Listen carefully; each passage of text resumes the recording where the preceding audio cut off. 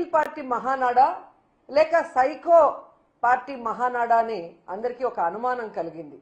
ఎప్పట్లాగే వాళ్ళు జగన్మోహన్ రెడ్డి గారి కాలి గోటికి సరిపోని వాళ్ళు కూడా ఏ విధంగా రెచ్చిపై మాట్లాడుతున్నారో మనం చూస్తున్నాం. అలాగే జగనన్న ముందర నించోడానికి ధైర్యం లేనోళ్ళు కూడా మైకులు ముందున్నాయని ఎలా మాట్లాడుతున్నారో మనం అందరం కూడా గమనిస్తున్నాం. వీళ్ళ మహానాడులో ప్రసంగాలన్నీ మీరు చూస్తే పెద్ద బోగస్ మాటలే అని ఈ రాష్ట్ర ప్రజలకి మరోసారి కూడా అర్థమైంది. ఎందుకంటే ప్రజలకి ఆల్రెడీ 2 ఏళ్లలో పర్సనల్ గా వాళ్ళు కూడా దాన్ని అనుభవించారు. ఎందుకంటే వాళ్ళకి ఏం అందటం లేదు కాబట్టి.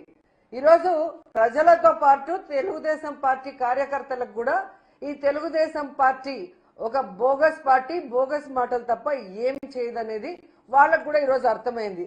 అందుకే టీడీపీకి 70 లక్షల మంది కార్యకర్తలు ఉన్నారు అని చెప్పి ప్రగల్భాలు పలుకుంటారే, మరి ఈ రోజు మీరు చూస్తే హైబ్రిడ్ మహానాడు అని నియోజకవర్గాల వారీగా డిజిటల్ స్క్రీన్స్ పెట్టి కుర్చీలు వేసి మీ స్పీచ్లు వినిపిస్తుంటే ప్రజలు సరే వాళ్ళు ఎలాగూ రారు, మీ వల్ల ఉపయోగం లేదని తెలిసిపోయింది కాబట్టి మరి టీడీపీ కార్యకర్తలు కూడా ఎందుకు ఆ డిజిటల్ స్క్రీన్స్ ముందు కూర్చోట్లేదు, మీ స్పీచ్లు వినట్లేదు అనేది ఒకసారి మీరు ఆలోచించండి. ఎందుకంటే ఈ రోజు hybrid Mahanadu utter flop Mahanadu అని మరోసారి ప్రూవ్ అయింది.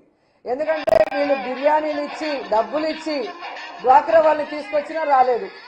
ఆఖరికి చూడండి, స్టేజ్ మీద ఒక పక్క స్పీచ్లు వస్తుంటే ఓ పక్క రికార్డింగ్ డాన్సులు పెట్టారు. బద్వేల్ నియోజకవర్గంలో ఇది. సో రికార్డింగ్ డాన్సులు పెట్టి డ్వాక్రా మహిళల్ని బలవంతంగా తీసుకురావడానికి ప్రయత్నిస్తున్నారు తప్ప తెలుగుదేశం పార్టీ నాయకులు కార్యకర్తలు కూడా ఈ రోజు తెలుగుదేశం పార్టీ నాయకులు చెప్తున్న స్పీచ్ల్ని వినట్లేదు. అంటే ఈ తెలుగుదేశం పార్టీ కూటమి ప్రభుత్వం ఏ విధంగా అట్టర్ ఫ్లాప్ అయింది, ఏ విధంగా ఈ రాష్ట్ర ప్రజల్ని మోసం చేశారనేది మరోసారి ప్రూవ్ అయింది. ఈ రోజు ఈ రాష్ట్ర ప్రజలకంతా అర్థమైంది, ఇది మహానాడు కాదు, ఇది దగానాడు, ఇది మహానాడు కాదు బూతునాడు, ఇది మహానాడు కాదు మాయనాడు అని.